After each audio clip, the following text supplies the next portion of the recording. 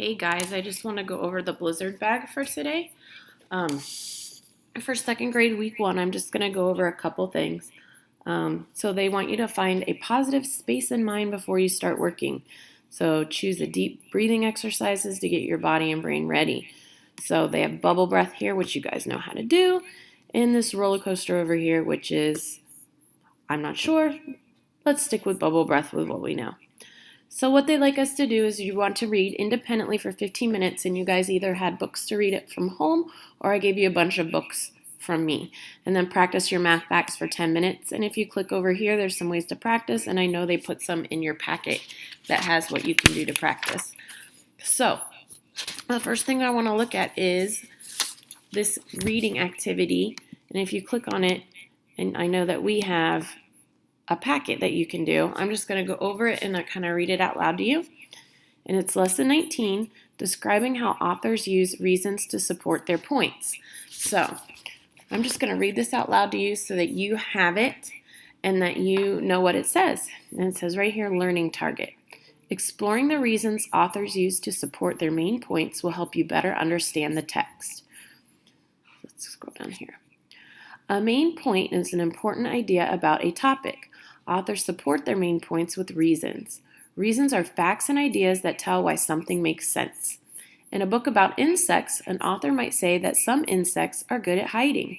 The author would support this main point with reasons that explain more about it. Look at the photos and captions below. How do they support the main point that some insects are good at hiding? Right here it says leaf katydids look like green leaves to blend in with trees and plants. Over here, walking sticks look like twigs to hide from animals that might eat them. Let's go to the next page. So here you're going to think. Look again at the photos and captions. Write 2 reasons that support the main point in the chart. So, some insects are good at hiding.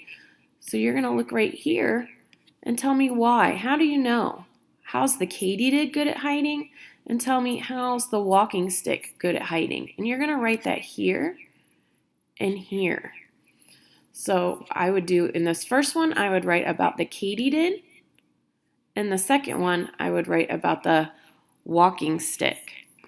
So if you need to pause the video and do that, go ahead and then write it down, and then we'll keep going. So down here, it just says, look again at each reason in your chart. Talk with a partner about the way the reasons support the main point. Remember, the main point was some insects are good at hiding, and you want to tell me how you know that some insects are good at hiding. And you know that from the katydid and the walking stick. So we're going to go back here, and we're going to read the science article called Earwigs. It's by Jane Kinzer. And I'm going to look right here first. This close reader habits. Draw a star by the sentence that tells the main point of the article. When you reread, underline reasons that support the main point. So let's go ahead and read this article right here. Many people do not like earwigs. These small brown insects scurry up walls and they have big pinchers. But earwigs aren't as bad as you might think. Believe it or not, earwigs make very good mothers. Many insects lay their eggs and then leave, not earwigs. The mother stays with her eggs, cleaning them and keeping them safe.